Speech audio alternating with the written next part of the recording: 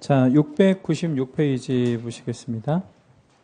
이제 5번에 경매 절차가 있는데, 절차를 순서로 뭐 이렇게 기억하시거나 그럴 필요는 없고요. 여기에 나와 있는 용어들 좀 몇 개만 좀 알고 계시면 돼요. 순서보다는 용어가 중요합니다. 일단 제일 먼저 이제 경매를 신청하죠. 채권자가. 그럼 이제 두 가지 중에 하나의 개시 결정을 해요. 무슨 경매? 무슨 경매? 임의 경매, 강제 경매. 이제 경매를 준비하고 법원에서 그리고 이제 배당 요구 종계일이라는 걸 정해서 이제 배당 받을 사람들한테 일일이 다 우편으로 이제 그 통보를 해서 배당 관계를 확정을 짓고 그리고 이제 경매 기일을 지정 공고하고요. 그리고 이제 입찰 매각 실시라는 것을 하게 되는데 그 입찰 매각 실시 옆에다가 가로 하나만 열어주세요. 자, 그렇게 하고 만약에 입찰하는 물건이 농지라고 한번 가정을 해볼게요. 농지. 그럼 농지면 알다시피 뭐가 있어야 돼요? 농지증이 있어야 되는데 입찰하는 날 농지증이 꼭 있어야 돼? 입찰하는 날? 그날은 없어도 되잖아요. 그럼 언제까지 있어야 되느냐? 그게 이제 중요한데 그 바로 밑에 단계에 뭐라고 되어 있냐면 낙찰, 가로에 매각 허가 결정 이렇게 나와 있죠. 그죠? 그 허가 결정에 그러니까 입찰하는 날부터 허가 결정할 때 이 화살표 하나 있잖아요. 그죠? 그 화살표 옆에다 한번 적어볼게요. 7일 있다가 허가 결정이 떨어지거든. 근데 그 7일 동안에 농지증을 내야 돼. 농지증 제출 기한이에요. 자, 그러면 요게 이제 좀 중요한데 농지를 입찰했을 때 농지증을 언제까지 내야 돼?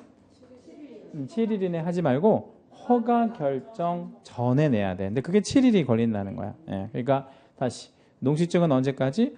허가 결정 전에 내야 돼. 그러면 자, 질문. 농지증을 제출을 했어요. 그러면 뭐를 받아? 허가 결정을 받아? 못 냈어. 못 받아? 못 받으면 그걸 뭐라 그래? 허가에 받는 말.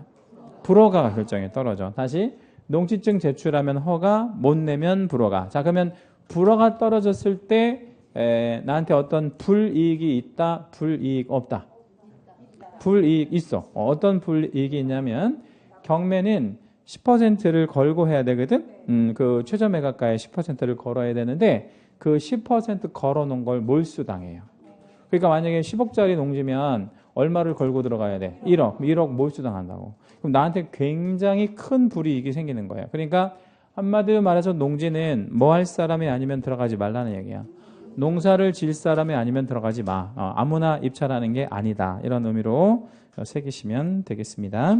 이제 허가 결정 받았으면 밑으로 떨어질 때 이제 다시 7일 기다렸다가 허가 결정이 확정이 되고요. 이제 확정이 되면 돈을 내야 되는데 그 돈을 아무 때나 내 맘대로 내는 게 아니라 법원에서 정해준 날짜까지 내야 되거든요. 그걸 뭐라고 하냐면 대금 지급 기한이라고 하는데 거기 기한에다가 채색하시고 별표를 하나만 잡으세요. 뭐에다가? 기한에다가 채색하시고 별표를 하나만 잡을 건데요. 기한에다가 채색하시고 별표 하나 잡을 건데 원래는 이게 기일이었거든요.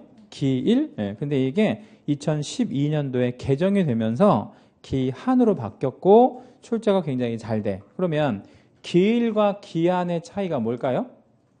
기일과 기한의 차이. 기일은 그날 내는 거야. 그날 내는 거야. 기한은 그날까지 내는 거야. 그럼 먼저 내도 되는 게 뭐야? 기한. 기한. 오늘이 아버님 기일이에요. 오늘이 아버님 기일이야. 제사 오늘 지내야 돼? 아니면 아무 때나 지내도 돼? 그걸 기일이라고 한다고. 오늘 꼭 하는 거 기일. 근데 미리 해도 되는 건 뭐라고? 기한. 26회 때도 한번 나왔었고 최근에도 잘 나왔던 거니까 알고 계시고요. 이제 돈을 냈어요. 돈을 냈으면 이제 채권자들한테 논아주는 절차가 필요하지. 그걸 뭐라 그래? 두 자로 배당하고 사건은 종결이 되는데 위에서 밑으로 아래로 떨어지는 절차가 정상적인 절차라고 한다면 오른쪽으로 두 가지가 세잖아요. 그 세는 건 정상적인 절차가 아닌 거야. 근데 이 세는 게 뭐냐면 첫째 세매각이라는 말 나오죠. 그게 이제 왜 세매각을 하게 되냐면 입찰을 해봤는데 유찰이 뭐지? 아무도 입찰을 안 한 거야. 그러니까 떨어진 거야. 그걸 유찰이라고 해. 세매각 밑에다 쓸게요. 유찰이라고. 그러면 유찰이 되면 금액을 좀 낮춰 안 낮춰? 낮춰야 이제 다음에 쓸 거 아니야. 예, 그런데 재매각은 조금 달라. 재매각은 뭐냐면 뭐까지 잡아줬다가 기한까지 잡아줬는데 낙찰자가 돈을 안 내. 돈을 안 내. 그러면 이걸 어떻게 해야 돼? 다시 해야지. 그걸 무슨 매각? 재매각. 그래서 재매각 밑에다가 쓸게요. 대금미납이라고. 대금미납. 대금미납에 의해서 다시 하는 매각을 뭐라고 그래? 재매각. 그럼 질문. 재매각은 금액을 좀 다운해? 안 해? 안 해. 그냥 하는 거. 다시 하는 거. 누군가 돈 있는 사람 다시 사겠지? 그걸 재매각. 유찰이 될 때는 금액을 조금 다운시키고, 그렇게 진행합니다. 일단 절차는 그 정도 용어만 좀 아시면 되고요. 어디로 좀 가시냐면 699페이지 한 장을 더 넘겨볼게요. 699페이지 맨 밑에 보면 매각 실시에서 좀 중요한 내용이 하나 있는데 경매를 하는 방식이 세 가지가 있거든요. 경매를 하는 이런 뭐 구체적인 이제 방식이 세 개가 있는데 기역번에 보면 매각기일에 하는 호가 경매 이런 말 있죠. 거기 호가 경매에다가 채색을 좀 하나만 해주시고요. 호가 경매 채색 한번 해보시고요. 예. 호가 경매 한번 해볼게요. 필통 좀 잠깐만 빌려줘요. 그 필통. 예. 자, 이거 경매할 건데 이거 얼마 주고 샀어요? 2,000 얼마? 2,500원? 예, 2,000원. 이거 200원에 팔을게요. 근데 최저가가 200원이야. 입찰하실 분 불러보세요. 250원. 또 500원. 또 550원. 또 이제 700원. 이제 어느 정도까지 갔어요. 예. 근데 이제 가령 뭐 700원 불렀는데 더 이상은 입찰을 안 해. 그리고 이제 그걸 진행하는 사람이 3번을 확인을 해. 더 이상 없습니까? 없습니까? 없습니까? 확인하고 없으면 낙찰되는 거야, 이렇게. 예. 700원을 나한테 왜 줘요? 본인 건데, 본인이 낙찰받은 건데. 그러면 봐요. 그렇게 하는 방식을 뭐라 그래? 호가. 그러면 호가는 뭐로 하네? 부르잖아, 부르네. 뭘로 불렀어? 아니, 그러니까 방법이 뭘로 했냐고. 써냈어, 말로 했어. 거기다 쓰세요. 말로 하는 경매라고. 이걸 말로 하는 경매라고 합니다. 가격을 호창한다 이런 의미인데 한자로 말하면 우리나라 말로 바꾸면 말로 하는 경매야. 그럼 되게 편하려나요? 되게 편하지. 예. 근데 이거는 지금은 안 해. 규정은 있지만 왜 안 하냐면요. 이 말로 하는 경매가 2002년도까지 많이 하다가 부작용이 좀 있었어요. 이 호가 경매 시절에는 경매를 깍두기들만 했었어요.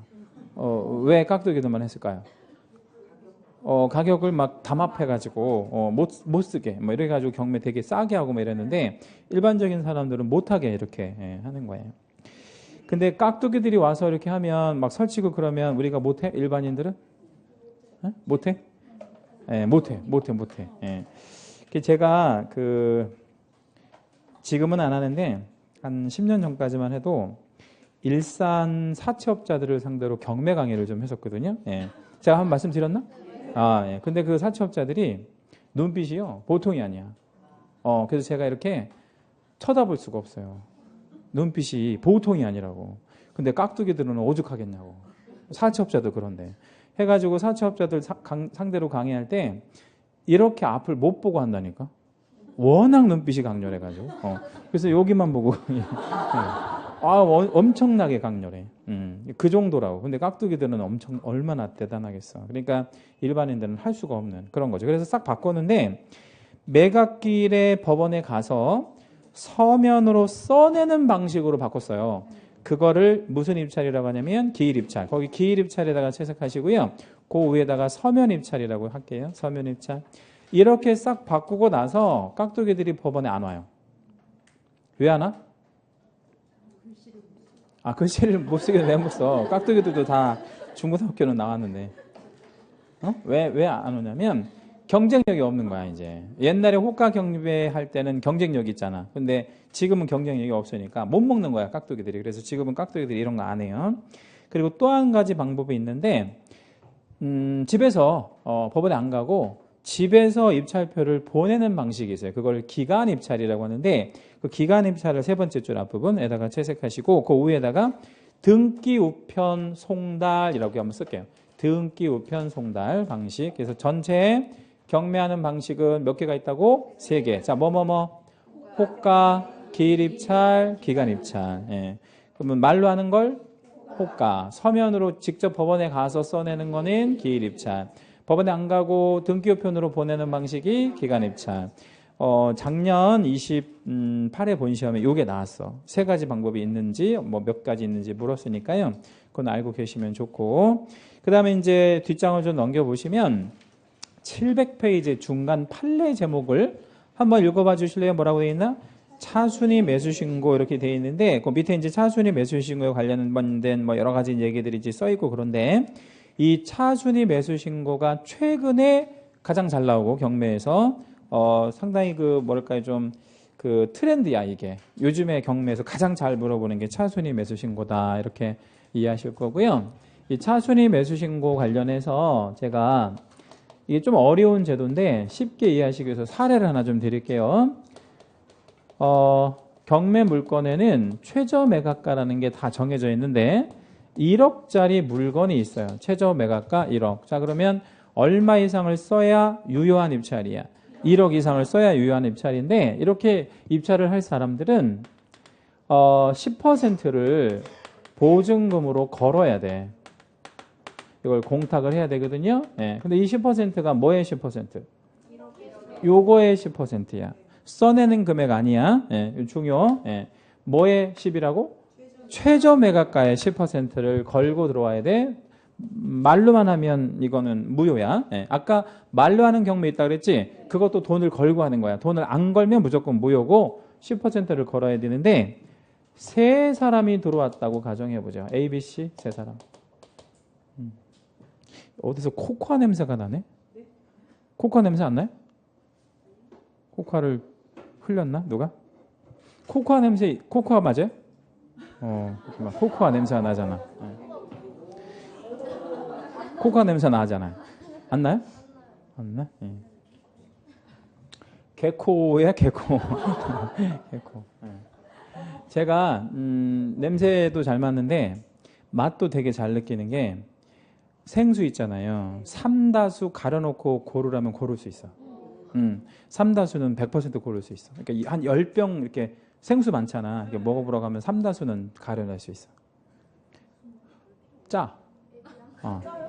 삼다수가 좀 짜. 예. 별 필요 없는 거긴 한데, 아무튼 뭐 그런 게 있어. 예, 아무튼. 예, 자, A가 얼마에 썼냐면 1억 2천에 썼고요. B가 1억 1,500에 썼고요.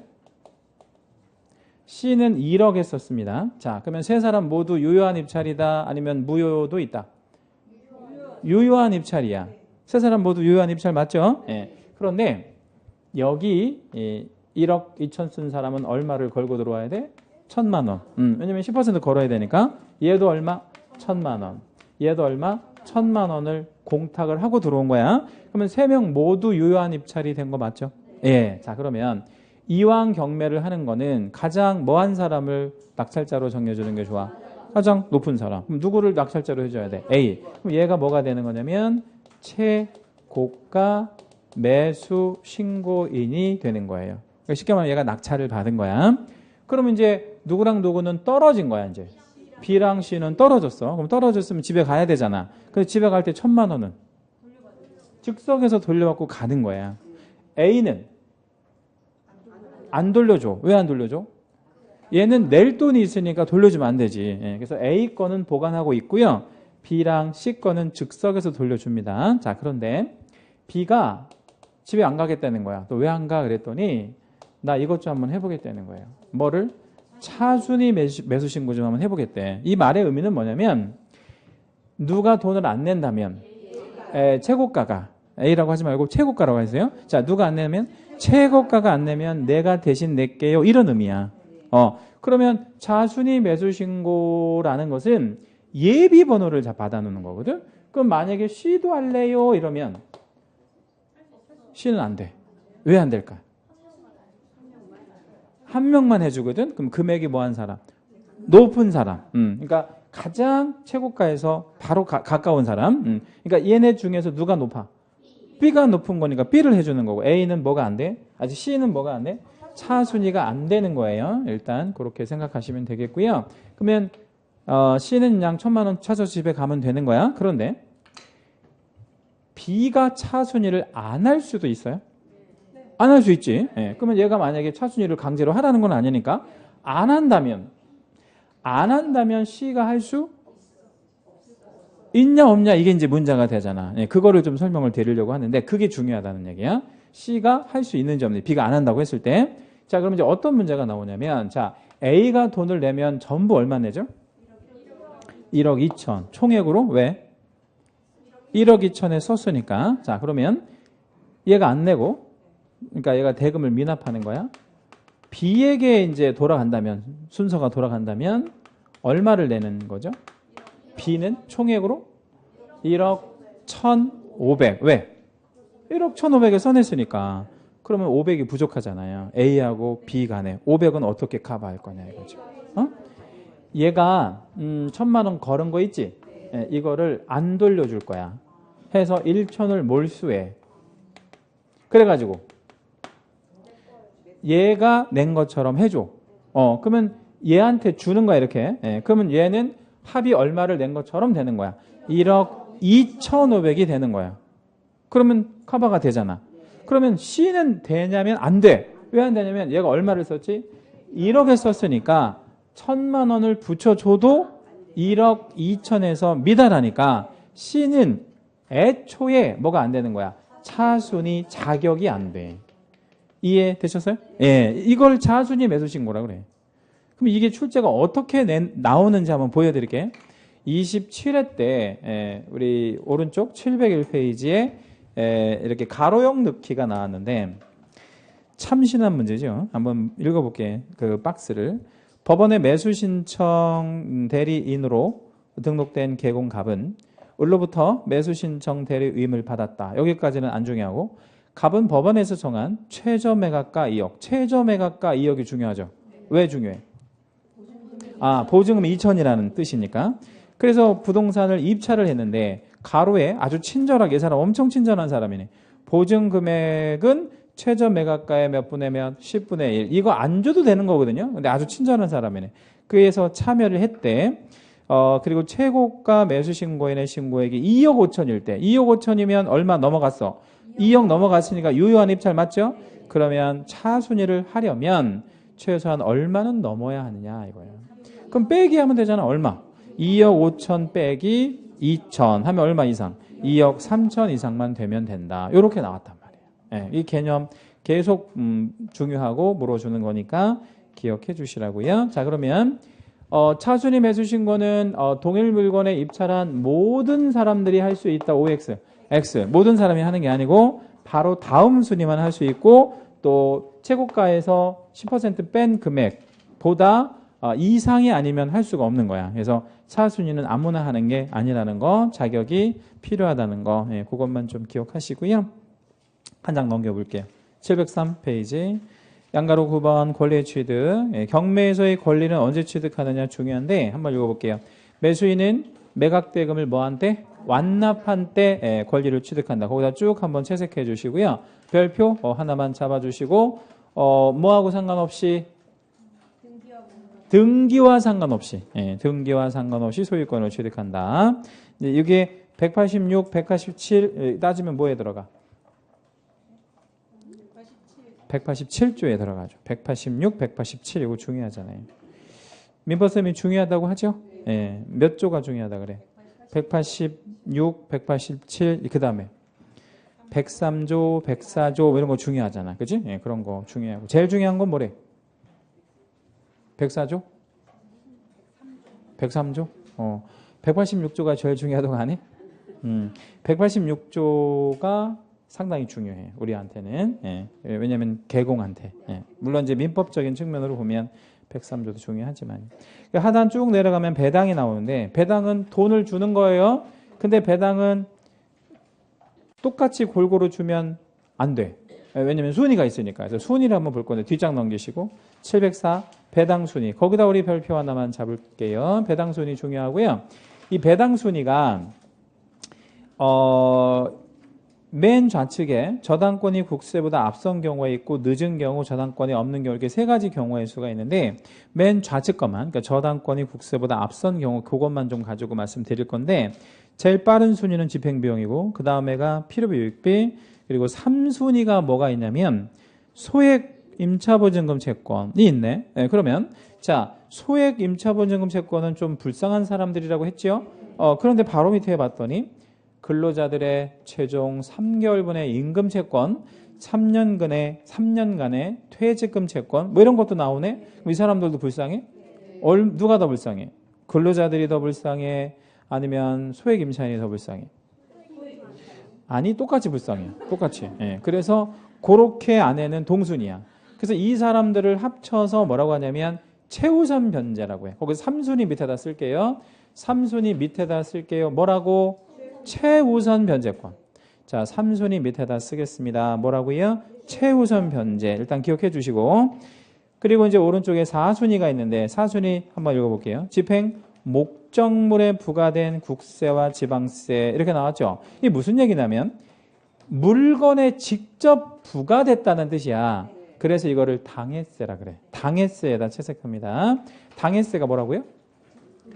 그 물건에 직접 부과된 세를 당해세라고 합니다. 그 물건에 직접 부과된 세를 당해세. 그럼 질문 한번 들어볼게요. 재산세 당해세인가요? 네. 양도소득세? 비당해세요. 네. 그러니까 재산세는 그 물건에 직접 부과된 거잖아. 근데 양도소득세는 사람한테 부과된 거야. 그래서 정확히 말하면 재산세는 당해세가 많은데 양도소득세는 당해세가 아니에요. 그러면 하나만 더 해볼게요. 자동차세는 당해세, 비당해세? 당해세야. 왜? 목적물에 직접 이렇게 부과된 거니까. 예. 그런 거 우리 세법 시간에 구분하나요? 네? 세법에서는 이게 별로 그렇게 중요한 것 같지는 않더라고. 예. 근데 이게 이제 당해세라는 개념 정도만 알고 계시고 5순위 내려갑니다. 5순위가 이제 뭐냐고 되어 있냐면 국세 및 지방세 법정기일 전에 설정된 저당권, 전세권 뭐 이런 애들 그리고 밑에 점에 보면 확정일자 있는 임차권 뭐 이런 애들이잖아요. 그럼 얘네들이 갖고 있는 거에 5자로 뭐야? 아까 우리 말씀드렸던 거 우선 변제권. 그래서 5순위 밑에다 쓸게요. 5순위 밑에다가 뭐라고? 우선 변제권. 자 그러면 다른 거 필요 없고요. 배당 순위에서는 요 세 가지만 기억하실 겁니다. 뭐를 기억하실 거냐면 가운데 들어가는 애가 무슨 세? 당해세야. 그러면 당해세보다 빠른 게 뭐라고? 최우선 변제. 요거를 기억하시라고. 당해세보다 빠르면 최우선 변제. 늦으면 우선 변제. 네, 그래서 이 최우선 변제와 우선 변제를 가르는 기준이 당해세가 돼요. 요거 중요. 배당 순위는 요것만 알고 계시면 돼요. 나머지는 암기하거나 그럴 필요 전혀 없고요. 여기 안에서 맞히게끔 문제 주니까 이것만 잘 기억하시라고.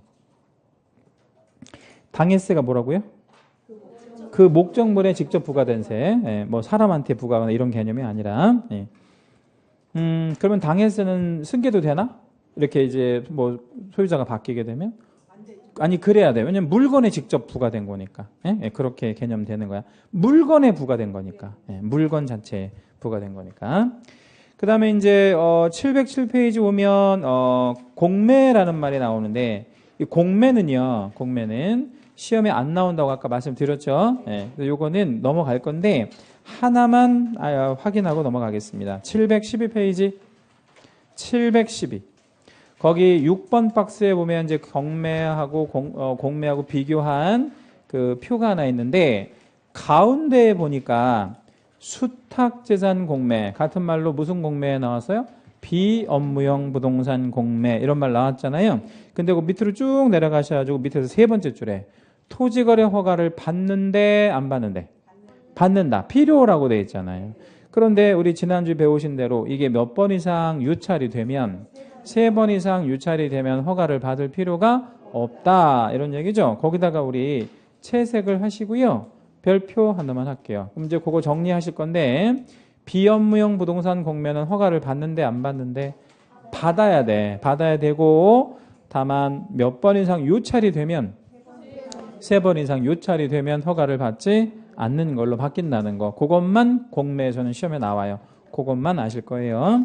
자, 오른쪽에 이제 713페이지 보면 이제 마지막 주제인데 매수 신청 대리인 제도가 있습니다.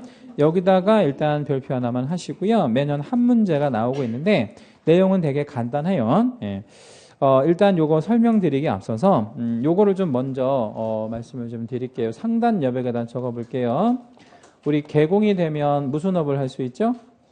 중개업. 중개업은 뭘 하는 게 중개업이죠? 일반 거래를 알선하는 거잖아요. 그렇죠? 네, 그럼 일반 거래라는 거 그런 거지 뭐 매매, 교환, 임대차 그런 걸 계속해서 할 수 있도록 알선을 업으로 하는 거 맞죠? 뭐 받아가면서? 보수 받아가면서. 자, 그런데 이것만 하면 재미없을 수도 있죠. 이것만 하면 여기서 재미라는 건 무슨 재미? 돈을 버는 재미. 뭐 그것도 있고 또 가령 이것만 하면 한 달에 계약서 한 장 쓸 수도 있어. 요즘 같은 경우는 경기가 안 좋단 말이야. 왜 안 좋냐면 불분명해. 그러니까 부동산 가격이 올라갈 건지 내려갈 건지 잘 모르겠다는 거야 사람들이. 그러니까 뭐 한 사람도 없고 뭐 한 사람도 없어. 파는 사람도 없고 사는 사람도 없어. 왜냐면 신호를 안 보여주니까. 그러니까 되게 지금은 관망한단 말이야. 그러니까 지금 같은 경우는 한 달에 한 장 쓰는 것도 잘 쓰는 거야. 그러면 이런 경우에는 재미가 없잖아. 예? 돈도 돈이지만 한 달에 한 장을 쓴다고 생각해봐. 숨막혀 죽을 거 아니에요. 그죠? 오는 사람도 없고 전화도 안 통하고. 그러면 뭐를 같이 하면 좋을까요? 응? 이거 말고 돈 내는 다른 일을 같이 하면 좋을 거 아니야. 그것 중에 대리업이라는 게 있다는 거죠. 매수신청 대리업. 그럼 이 대리업은 중개업이랑 같이 하는 거야? 별도로 하는 거야? 같이 하는 거야. 같이. 예. 그래서 이거를 무슨 업무라고 그래? 겸업 업무라고 해요. 겸업 업무. 예. 그러면 예를 들어서 이쪽이 좀 경기가 안 좋으면 우리가 어디에다 좀 이렇게 좀 주력하면 되겠어. 대리업. 그리고 여기가 좀 별로 안 좋으면 여기가 또 살아날 수밖에 없거든. 대리업 시장하고 중개업 시장은 완전히 반대로 움직이거든요. 예. 그러니까 여기를 하면 되는데 이거는 우리가 무슨 알선이냐면 경매 물건의 알선이다 이거죠. 그렇죠? 예. 경매 물건 알선. 예. 이거를 이제 대리업이라고 생각하시면 되는데 그러면 일반 거래가 화랑이면 그죠? 물건이 어디로 가질 않아? 경매 시장으로 안 가. 예. 그럼 여기서 만약에 물건을 거래가 안 되면 어디로 가겠어? 경매 시장으로 갈 거 아니야. 예. 그러니까 두 가지를 다 하면 뭐 없이 우리가 활동을 이렇게 쭉 영위할 수 있다는 거야.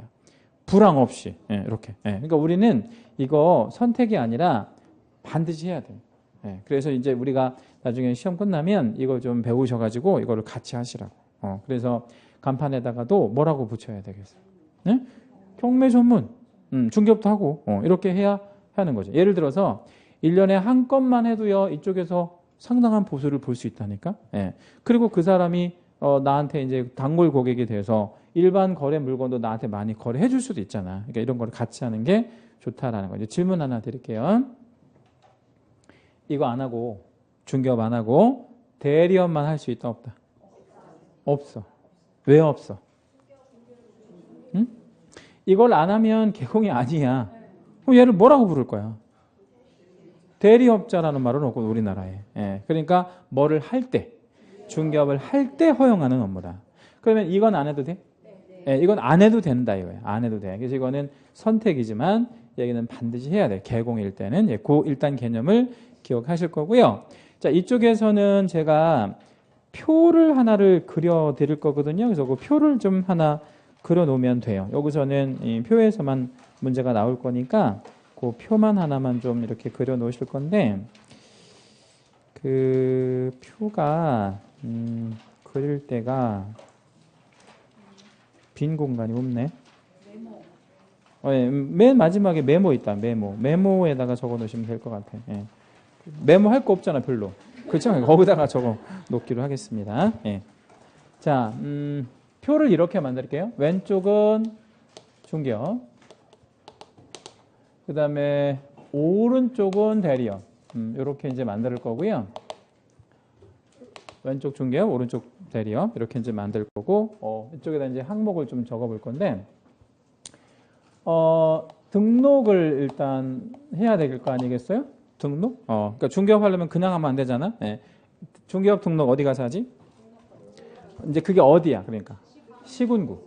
시군구에 가서 등록을 해요. 얘가 등록관청이 되는 거지. 근데 이제 자연스럽게 이제 답변해 주시면 돼. 대리업은 어디 가서 할까요? 힌트 드리면 경매 물건이잖아. 이건 어디?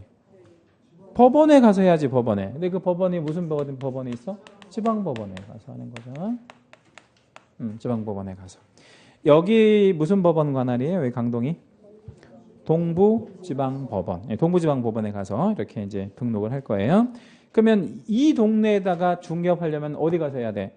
강동구청. 이 동네에서 대리업 하려면 동부지방법원. 이렇게 하면 돼. 그죠? 예. 자, 그 다음에, 이 등록을 할 때, 필요한 게 좀 있는데, 여기는요, 보증이라는 게 되게 중요한데, 보증 설정이라는 게, 일단 요 항목 중요합니다. 여기서 제일 중요한 게 요거야. 이 보증 설정 부분이. 중개업은 등록 먼저, 보증 먼저. 중개업. 이제 이미 다 배우셨어. 복습하는 거야. 등록 먼저, 보증 먼저. 등록 먼저 하지. 예. 그래서 여기는 선 등록하고 후 보증으로 하잖아요. 맞죠? 예. 그래서 왜 이렇게 말씀드렸잖아. 무슨 번호가 나와야, 등록번호가 나와야 보증을 한다 그랬잖아. 예. 기억나죠? 예. 그런데 대리업은 이미 뭐를 하고 있는 사람들을 대상으로, 중개업을 하고 있는 사람들을 대상으로 하니까 선보증을 받아줘. 위험률을 아는 거야, 보험회사에서. 그래서 선보증 후 등록. 이렇게 이해하실 거고, 여기는 보증이 먼저 들어간다고. 그러면 우리 중개업과 대리업을 비교하니까 보증 설정 시점이 반대네? 예, 중요하다. 예. 그리고 보증 설정 금액을 한번 보는데, 보증 금액. 예. 요거 한번 나눠볼게요. 공인중개사인 개공은 얼마지? 중개업. 아니, 5천은 여러분 다른 거야. 우리 중개법인이 갖고 있는 자본금이 5천만 원이고, 보증금액. 요 보증금액. 공인중개사인 개공이니까 1억. 예, 1억. 예. 5천은 자본금이에요. 예. 그 다음에, 우리 그 법인 있잖아. 우리 중개법인. 예, 법인은 얼마? 2억. 예, 2억을 설정할 거고, 그 다음에 분사무소 하나 둘 때마다 얼마씩 추가되죠? 1억 추가. 예, 분사무소 1억. 이렇게 이제 추가되잖아요. 그런데 이거를 설정하면 오른쪽은 묻어가 아니면 별도로 해야 돼. 별도로 해야지. 업무가 다르니까. 해서 왼쪽, 오른쪽 동일해. 예, 이게 동일해. 그래서 제가 그냥 이렇게만 적을게요. 좌동이라고. 좌동이 뭔 뜻이야? 왼쪽하고 똑같다고. 똑같다고. 근데 오해하시면 안 돼. 이거를 설정하면 이거를 묻어가는 게 아니라 이거만큼의 보증이 여기도 필요하다 이 얘기야. 그렇죠? 자, 그러면 간단하게 질문 한번 드릴게요. 어떻게 문제가 나오냐면 갑법인이 있어요. 갑법인이 있는데 분사무소를 50개를 설치한 거야. 자, 분사무소 몇 개? 50개. 근데 그 50개 분사무소가 다 대리업을 한대. 전부 대리업을 한대. 라고 이제 조건을 주고 그 갑법인의 보증은 최소 얼마 이상은 돼야 돼? 104억이라고 답변해야 돼. 어떻게 104억이 나왔어요? 50억이니까, 아니, 이제 50개니까 하나마다 1억이니까 50억에다가 주된 사무소 2억 하면 얼마야? 52억이지? 곱하기 2 하면 돼, 그냥. 그럼 104. 그렇게 이제 계산해서 필요하다. 이런 얘기야. 그래서 이거랑 이거는 전혀 별개다고 이렇게 생각하실 거예요. 실무교육 부분을 한번 볼 건데, 중개업 하기 전에 실무교육 받나요? 네. 누가 주관하지? 시도지사. 여러분이 경기도 분이면 도지사라고 하면 이해가 되는데 서울 특별 시민들이 도지사라고 그러니까 이게 여기가 어딘지 제가 이게 정체성이 헷갈리네. 도지사라고 하면 안 돼. 뭐라고? 시도지사라고 해야지. 시도지사. 여기 서울특별시 맞잖아요. 그러니까 뭐라고? 시도지사가 주관합니다. 이거 중요. 예. 근데 이쪽도 교육을 받아야 돼. 근데 이쪽 교육은 주관하는 사람이 달라. 그래서 이쪽 주관은 법원에서 근무한 사람 중에서 이런 사람이 있어요. 법원 행정처장이라는 사람이 있는데, 제가 아는 사람은 아니고요. 이런 사람이 있는데, 이 중요하고, 자, 법원 행정처장은 우리나라에 한 명만 있겠다? 아니면 법원마다 다 있겠다? 우리나라에 한 명만 있어. 높은 사람이야? 높은 사람이야. 차관급 공무원이야. 그래서 거의 시도지사보다 좀 높거나 동격이나 이 정도 생각해 줘야 돼. 그래서 법원마다 다 있는 게 아니라 대법원에서 근무하는데 대법원 넘버 2야. 그러니까 누구 다음이야. 그러니까 대법원장 다음이므로 상당히 높은 그런 공무원이 이걸 주관을 합니다. 그러면 대리업을 한다고 가정해봐요. 그럼 대리업을 하면 교육 몇 번 받은 애야? 2번 받은 거야. 무슨 교육? 무슨 교육?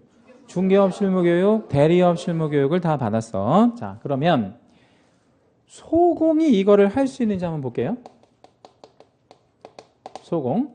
중개 업무 수행할 수 있어 없어? 있는데 가능. 근데 여기는 안 돼. 대리 업무 불가. 왜 안 되냐면 굉장히 중요한 원칙이 하나가 있어요. 그게 어떤 원칙이냐면 직접 출석주의라고 하는 원칙에 위반되어서 안 돼. 그러니까 이 직접 출석주의가 참 중요한 얘기인데, 우리 민법에서 이런 거 배우나요? A가 B한테 대리권을 수여했거든? 근데 B가 다시 C를 대리시킨 거야. 그런 거 배우죠? 근데 그게 민법에서는 가능한데 여기서는 안 돼. 그러니까 손님이 개공한테 대리를 시켰잖아요. 근데 그거를 또 누구를 시키면 안 된다는 거야. 그럼 누가 직접 가래? 너 개공 직접 가? 이런 얘기야. 누구 보내지 말고, 소공 보내지 말고. 그러면 법인에서는 누가 가야 되겠어? 우리가 이제 기일 입찰을 할 때 법원에 가긴 해야 될 거 아니에요. 그러면 법인에서는 누가 가? 대표자만 가야 돼.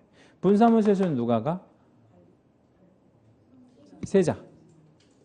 책임자. 개인 같으면 개공 직접 가야 되고. 그래서 이거를 무슨 주의라고요? 직접 출석주의. 이거 좀 중요하고. 그럼 소공은 무슨 업무 하면 안 되네? 대리 업무 하면 안 돼. 그렇게 이해해 주실 거고요. 이제 취급 물건. 여기는 무슨 물건을 취급하냐면 중개대상물을 취급하잖아요. 근데 여기는 중개대상물을 취급을 할 건데 이렇게 한번 적어볼게요. 경매 물건 중에 중개대상물을 취급할 수 있어요. 이 말이 중요해. 어떤 말이냐면 예를 좀 들어드릴게요. 자, 우리 토지가 경매 나와요? 안 나와요? 많이 나와. 그러면 토지를 우리 입찰 대리 할 수 있어? 없어? 있어. 토지 입찰 대리 가능해요. 그러면 선박을 법원에서 경매할까요? 안 할까요? 하지. 한단 말이야. 그 선박도 등기가 되니까 할 수 있어. 근데 선박은 입찰 대리 하면 안 돼. 이유는 중개대상물이 아니라서. 그렇게 이해하시고요. 하나 더요. 자동차까지만 볼게요. 자동차도 경매 나와 안 나와? 나와. 나오는데 입찰 대리 하면 안 돼. 이유는 같아. 중개대상물이 아니라서. 그러면 건축물은 어때? 해도 돼. 왜 건축물은 입찰 대리 해도 돼? 중개대상물이니까. 그렇게 개념을 잡고 계실 거고요. 인장을 한번 보겠습니다. 인장 등록. 자, 인장은 여기에서는 뭐 하기 전에 등록을 해야 되지? 업무 개시 전. 의무야. 그죠? 뭐가 의무야? 인장을 등록해야 될 의무가 있는 거 맞죠? 근데 여기는 인장을 별도로 등록하지 않고요. 이걸 그냥 써. 여기서 등록한 인장 있잖아요. 그 이 인장을, 그러니까 여기서 뭐 가령 개인 같으면 어떤 등록 인장이 있을 거 아니에요? 그 인장을 여기서도 그냥 쓴다고. 요거 이렇게. 그러니까 무슨 얘기냐면 대리 파트는 무슨 의무가 없어? 인장 등록의 의무가 없는 거야. 왜 없어? 그냥 이거 써, 이거를 쓰니까. 그렇죠? 예. 그러니까 그러니까 중기업을 위해서 등록한 인장이 있잖아. 그걸 대리업에도 그대로 쓴대. 예. 뭐 하지 않고. 별도로 등록하지 않고. 자, 이제 이어서 그냥 쓸게요. 하나만 더 쓰면 돼, 이제. 왼쪽은 무슨 업이고 여전히 중기업이고, 오른쪽은 대리업이야. 자, 그러면 이렇게 이제 한번 볼게요. 왼쪽 중기업 등록에 취소가 오면, 이 항목은 행정처분이에요. 항목은 행정처분이야. 자, 항목이 뭐라고? 행정처분. 자, 왼쪽 중개업 취소가 오면 오른쪽에 영향을 준다, 안 준다? 줘. 어떻게? 여기도 취소. 여기도 취소. 왜? 이것 때문에 그래. 이거는 모르니까. 겸업업으로만 가능한 거니까 중개업이 살아있지 않으면 이건 당연히 취소되는 게 맞아. 여기 취소. 여기 정지 먹으면 영향을 주겠어, 안 주겠어? 주겠지. 어떻게? 여기도 정지. 반드시 정지 먹어야 되고요. 그러니까 무슨 업을 못하면, 중개업을 못하면 이건 당연히 하지 말아라 이 말이야. 그죠? 예. 여기 폐업되면요. 여기 폐업되면 여기 폐업으로 받으면 좋잖아. 근데 폐업을 안 하고 버티면 어떻게 될 거냐 이렇게 물어보는 거야. 그러니까 여기만 폐업해놓고 여기는 버티는 거야. 나 이것만 할래 이렇게 버티면. 안 되지. 예, 어떻게 안 돼 그러면? 취소나 정지 중에. 취소시켜요. 그러니까 여기 폐업일 때는 여기는 취소로 받으라고. 자, 그럼 질문. 이 취소되는 거 기분 나쁘지? 그러면 취소 안 되는 방법이 있어. 어떻게 하면 돼? 여기 폐업하고 여기도 폐업하면 돼. 다시. 여기 폐업하고 여기도 폐업하면 취소 안 먹어. 근데 여기 폐업하고 여기만 두면 방치하면 취소 먹는다 이거야. 요걸 우리 28회 본시험에 물었어요. 28회 때. 여기 폐업하면 여기 어떻게 하느냐. 취소야, 취소. 취소가 맞아. 이거 그대로 두면 안 된다고. 자, 이제 요 두 개만 정리하면 돼. 여기서도 취소 먹을 수 있어? 네. 취소 먹을 수 있지? 이게 왼쪽에 영향을 주지 않아. 예, 그냥 여기만 취소 먹은 거야. 그럼 중개업은 해도 되는 거야. 예. 여기만 정지 먹을 수 있어? 예. 여기만 정지 먹으면 왼쪽에 영향을 안 줘. 자, 그러면 이제 이거하고 다른 정지죠. 이거하고. 어떻게 달라? 그 얘기를 저한테 한번 잠깐 해볼까요? 예. 이건 업무 정지고 이것도 업무 정지야. 예. 그건 똑같아. 근데 어떻게 달라? 이건 문을 닫아야 돼. 이거는. 그러니까 얘도 못하는 거 당연해. 근데 얘는. 그러니까 정확하게 말하면 대리업만 못하고 이건 해도 되는 거잖아. 그러니까 문은 안 닫아도 되네? 그렇지만 난 이건 하면 안 되잖아. 그러니까 이건 표시는 해놔야 돼? 사무실에다가. 뭐라고? 나 몇 년 며칠 뭐 잘못해가지고 대리업 뭐 먹었다고? 업무정지 먹었다고 표시해야 돼. 그러니까 우리 핸드폰 대리점에 가보면 가끔 이렇게 뭐 붙어 있잖아. 언제부터 뭐 업무정지 먹어서 뭐 못한다 이런 거 있잖아요. 그것처럼 표시해야 돼. 네, 표시 의무가 있어. 여기 정지 먹으면 아예 문을 닫는 거고 여기 정지 먹으면 요것만 안 할 거니까 표시를 해놓는 거야. 이렇게 네, 이해해 주시면 되겠고요. 요거까지가 끝이에요. 네, 그거 안에서 문제는 꼭 걸릴 겁니다. 네, 그것만 이해해 주시면 되겠고요. 그러니까 거기에다가 그렇게 해놓으면 나중에 여러분 거기까지 안 갈 수도 있으니까 거기다 하나 써놓고 마칠게요. 그러니까 거기 713페이지 제목에다가 써놓으셔야지. 뭐라고 써놓아야 되겠어?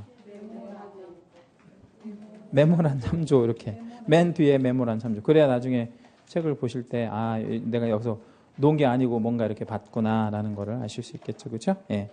자, 이제 마치고요. 다음 주에는 이제 첫 진도도 나갈 거예요. 근데 수업을 조금 다른 방식으로 진행할 거니까 그렇게 알고 계시면 되고요.